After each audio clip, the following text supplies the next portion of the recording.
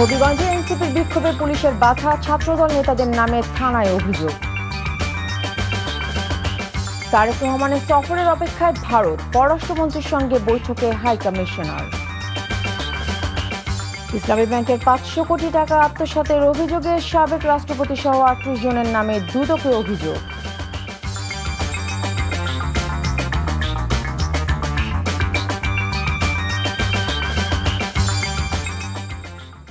আসসালামু আলাইকুম, নাফিসা তাবাসসুম স্বাগত জানাচ্ছি এনটিভির মধ্যরাতের খবরে। দেখছিলেন আইগাস ইউনাইটেড শিরোনাম, জানাবো পুরো খবর। হবিগঞ্জে এনসিপির গাড়ি বহরে হামলার ঘটনায় জেলা ছাত্রদলের সভাপতি রিঙ্গনকে প্রধান আসামি করে 11 জনের নাম উল্লেখ করে অজ্ঞাত আরও 100 জনের বিরুদ্ধে অভিযোগ দায়ের করেছেন এনসিপির নেতারা। আর আগে বিএনপি এনসিপি পাল্টাপাল্টি কর্মসূচি ঘিরে 144 ধারা জারি থাকা সত্ত্বেও দিনভর উত্তপ্ত ছিল হবিগঞ্জ।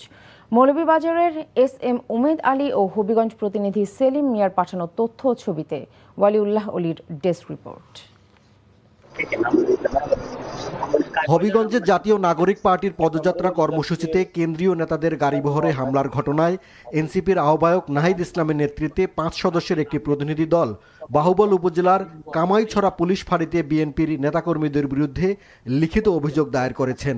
বুধবার রাত 8টার দিকে অভিযোগটি দাখিল করা হয়। হবিগঞ্জে হত্যার উদ্দেশ্যে হামলা হয়েছে।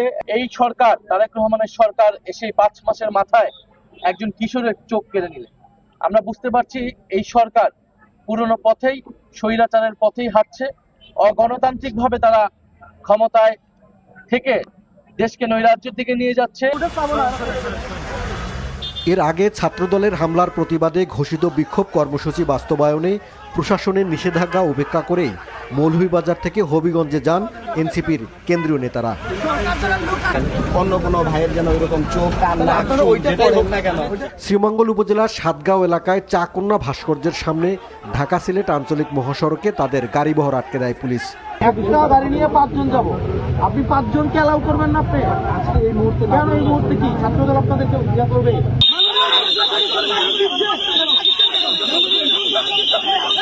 গাড়ি থেকে নেমে পুলিশের ঊর্ধ্বতন কর্মকর্তাদের সঙ্গে কথা বলেন এনসিপি নেতারা। তবে 144 ধারার মধ্যে পুলিশ এনসিপি নেতাদের হবিগঞ্জে যেতে নিষেধ করেন। অপরদিকে এনসিপি নেতারাও পুলিশের বাধা তুলে নেওয়ার কথা বলছেন।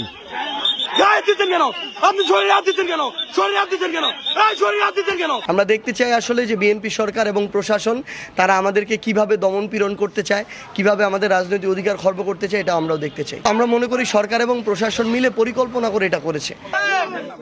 পরে তারা পুলিশের বাধা উপেক্ষা করে হবিগঞ্জ জেলার সীমানায় ঢুকে প্রায় 8 কিলোমিটার এগিয়ে গেলে কামাইছড়া এলাকায় বাধা দেয় পুলিশ। এ সময় ট্রাক ও ট্রাক্টর দিয়ে রাস্তা বন্ধ করে দেয়া হয়। এনসিপি নেতৃবৃন্দ রাস্তায় বসে দুর্যোগপূর্ণ আবহাওয়ার মধ্যেই প্রতিবাদ করেন।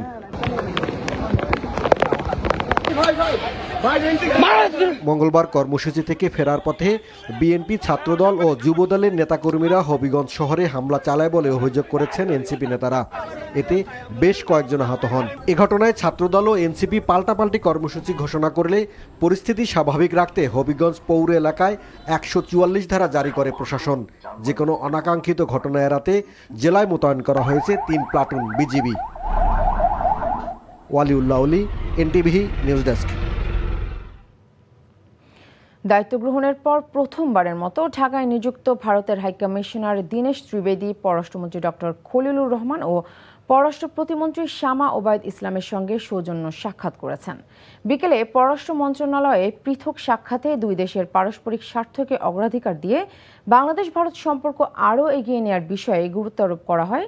বৈঠক শেষে পররাষ্ট্রমন্ত্রী বলেন, স্বার্থের ভিত্তিতে ঢাকা দিল্লি সম্পর্ক এগিয়ে নেওয়া হবে এবং অভিন্ন স্বার্থ সংশ্লিষ্ট বিষয়ে ঘনিষ্ঠ যোগাযোগ ও বিদ্যমান সহযোগিতা জোরদারে উভয় পক্ষ একমত।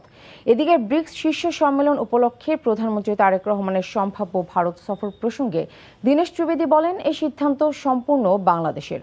তবে প্রধানমন্ত্রী তারেক রহমানের সফরের অপেক্ষায় রয়েছে ভারত।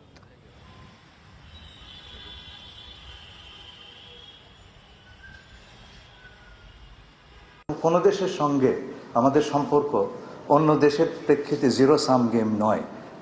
একজনের সম্পর্ক ক্ষতি করে আরেকজনের সম্পর্ক বৃদ্ধি করছে, আমরা কখনোই সেটা করব না। সব দেশের সঙ্গে আমাদের স্বার্থ অক্ষুণ্ণ রেখে, আমাদের স্বার্থকে এগিয়ে নিয়ে আমরা সম্পর্ক বৃদ্ধির চেষ্টা করেছি।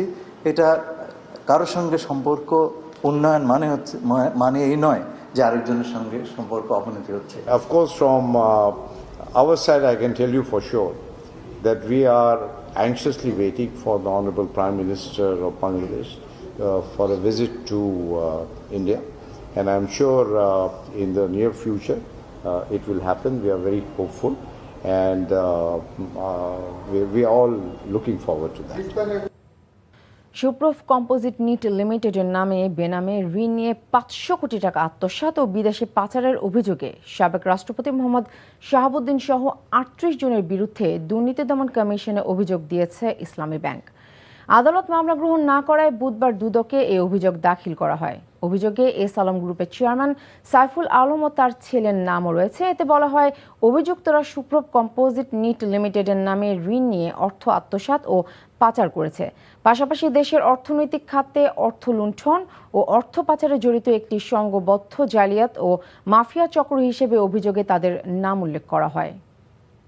স্থানীয় সরকার নির্বাচন সামনে রেখে নির্বাচন কমিশনের কাছে 9 দফার প্রস্তাব তুলে ধরেছে জামাতে ইসলামী। এর মধ্যে নির্বাচন কমিশন সচিবালয়ের অতিরিক্ত সচিব হিসেবে শামসুল আলমের নিয়োগ বাতিলের দাবি জানিয়েছে তারা। সকালে দলটির সেক্রেটারি জেনারেল মিয়া গোলাম পরওয়ারের নেতৃত্বে একটি প্রতিনিধি দল নির্বাচন কমিশনে গিয়ে এসব প্রস্তাব দেয়। ইফতেখার রোজার রিপোর্ট। নির্বাচন কমিশন সচিবালয়ে প্রধান নির্বাচন কমিশনার সহ কমিশনের সঙ্গে বৈঠক করে জামায়াতে ইসলামীর 6 সদস্যের প্রতিনিধি দল। জামায়াতের অভিযোগ, নির্বাচন কমিশন সচিবালয়ের অতিরিক্ত সচিব হিসেবে শামসুল আলমের চুক্তিভিত্তিক নিয়োগ কমিশনের নিরপেক্ষতা নিয়ে প্রশ্ন তৈরি করতে পারে। এই রাজনৈতিক নিয়োগকে বাতিল করতে হবে, তা না হলে আমরা এটা পরিষ্কার বুঝতে পারছি যে স্থানীয় সরকার নির্বাচন আসন্ন হয় ক্ষমতাসীন দলের একটা গুরুত্বপূর্ণ নীতি নির্ধারণী জায়গায় যিনি রাজনৈতিক দায়িত্ব পালন করেছেন, এরকম একজন ব্যক্তিকে ইলেকশন কমিশনের মতো একটা সাংবিধানিক বডিতে অতিরিক্ত সচিব পদে নিয়োগ দেওয়ার মধ্যে আজ্ঞাবহ থেকে তিনি যেন সরকারি দলের লোকদেরকে নির্বাচনে বিজয়ী করে নিয়ে আসতে পারেন, সেই ফাংশনটা উনি যেন এখানে বসে করতে পারেন, সেই তৎপরতার জন্যই তাকে এখানে স্পেশালি অ্যাসাইন করে এখানে অ্যাপয়েন্টমেন্ট দেওয়া হয়েছে। বৈঠকে স্থানীয় সরকার নির্বাচনে এমপিওভুক্ত শিক্ষকদের অযোগ্য ঘোষণার সুপারিশেরও বিরোধিতা করে দলটি। এছাড়া কার্যক্রম নিষিদ্ধ রাজনৈতিক দলের পদধারীদের নির্বাচনে অংশগ্রহণের সুযোগ না রাখা এবং রাজনৈতিক বিবেচনায় নিয়োগপ্রাপ্ত প্রশাসকদের স্থানীয় সরকার নির্বাচনে প্রার্থী হওয়ার উপরও বিধিনিষেধ আরোপ চেয়েছে জামায়াত। যে ব্যক্তি রাজনৈতিক দলের কোনো পোর্টফোলিও, কোনো পোস্ট হোল্ড করবেন, তিনি যদি কোনো রাজনৈতিক দলের নেতৃত্বে থাকা অবস্থায় কোনো নির্বাচনে অংশ নেন, that is on kind of election politics, that is on kind of politics. তো কথা হচ্ছে, রাজনীতির নিষিদ্ধ থাকলে ব্যক্তি যেহেতু রাজনীতি করে, ব্যক্তির নির্বাচন করাটাও একটা রাজনীতি। ফলে পদ পদবীধারী নিষিদ্ধ দলের কোনো ব্যক্তির নির্বাচনে অংশগ্রহণকেও অযোগ্য এবং নিষিদ্ধ করতে হবে। জামায়াত জানায়, সাতক্ষীরা 4 আসনের এমপি গাজী নজরুল ইসলামকে দল থেকে বহিষ্কারের পর তার সংসদ সদস্য পদ বহাল থাকবে কিনা আইনি বিষয়। Iftekhar Reza, NTV news, Dhaka. শ্রমবাজার নিয়ে বাংলাদেশ ও মালয়েশিয়ার মধ্যে অত্যন্ত ফলপ্রসূ আলোচনা হয়েছে। মঙ্গলবার ও বুধবার 2 দিন মালয়েশিয়ার প্রশাসনিক রাজধানী পুত্রজায়ায় দেশটির মানব সম্পদ মন্ত্রণালয়ে 2 দেশের উচ্চ পর্যায়ের বৈঠক অনুষ্ঠিত হয়। মালয়েশিয়া থেকে স্টাফ করেসপন্ডেন্ট কায়সার হামিদ হান্নান জানান, মালয়েশিয়ার মানব সম্পদ মন্ত্রী দাতুক সেরি এম রহমানের সঙ্গে বৈঠক করেন বাংলাদেশের শ্রম ও কর্মসংস্থান এবং প্রবাসী কল্যাণ ও বৈদেশিক কর্মসংস্থান মন্ত্রী আরফুল হক চৌধুরী ও প্রধানমন্ত্রীর উপদেষ্টা মাহদি আমিন। বৈঠকে বাংলাদেশ ও মালয়েশিয়ার শ্রমবাজার, জনশক্তি রপ্তানি, কর্মসংস্থান সম্প্রসারণ, শ্রমিকদের সুযোগ সুবিধা এবং শ্রম অভিবাসন সংক্রান্ত বিভিন্ন গুরুত্বপূর্ণ বিষয়ে আন্তরিক ও ফলপ্রসূ আলোচনা হয়।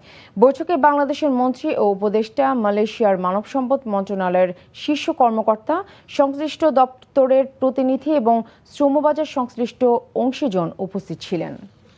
বাংলাদেশে বসবাসরত ৩ লাখ রোহিঙ্গাকে ফেরত নিতে মিয়ানমার রাজি হয়েছে, এমন তথ্য জানিয়েছেন মালয়েশিয়ার প্রধানমন্ত্রী আনোয়ার ইব্রাহিম। বুধবার তিনি জানান, পারস্পরিক চুক্তির আওতায় মিয়ানমার মালয়েশিয়া বসবাসরত ৫,০০০ রোহিঙ্গা প্রাথমিকভাবে ফেরত নিতে সম্মতি দিয়েছে। তবে তাদের ফেরত নেওয়ার সময়সীমা সম্পর্কে নির্দিষ্ট করে কিছু বলেনি মালয়েশিয়ার প্রধানমন্ত্রী। রোহিঙ্গাদের ফেরত নেওয়ার মিয়ানমারের এই পদক্ষেপকে সংকট নিরসনের একটি গুরুত্বপূর্ণ ধাপ হিসেবে দেখছেন আনোয়ার ইব্রাহিম। আঞ্চলিক রোহিঙ্গা সমস্যা সমাধানে মিয়ানমারের সঙ্গে মালয়েশিয়া আলোচনা চালিয়ে যাবে বলেও জানান তিনি। ২০২৭ সালে হজ সিজন উপলক্ষে চুক্তি ও আলোচনা সভার আয়োজন করে মক্কা স্টার গো ফ্লাইট ট্রাভেলস কোম্পানি। মক্কা প্রতিনিধি কামাল পারভেজ অভি জানান, স্থানীয় একটি হোটেলের প্রতিষ্ঠানটির সিইও ও ম্যানেজার মোহাম্মদ অলিউর রহমানের সভাপতিত্বে এবং রিপোর্টার্স অ্যাসোসিয়েশনের প্রধান উপদেষ্টা MOY আলাউদ্দিনের উপস্থাপনায় প্রধান অতিথি ছিলেন আল ওমরা হজ ও ওমরা সার্ভিস কোম্পানির চেয়ারম্যান আব্দুল্লাহ ফয়সাল খান। বিশেষ অতিথি ছিলেন কোম্পানি ম্যানেজিং ডিরেক্টর উস্তাজ মজেন ফয়সাল খান ও হারুনুর রশিদ। শেষে ২০২৭ সালে হজে বাংলাদেশি হজ যাত্রীদের উন্নত সেবা নিশ্চিত করতে আল ওমরা হজ ও আল ওমরা সার্ভিস কোম্পানির সাথে স্টার গো ফ্লাইট ট্রাভেলসের এক চুক্তি স্বাক্ষরিত হয়।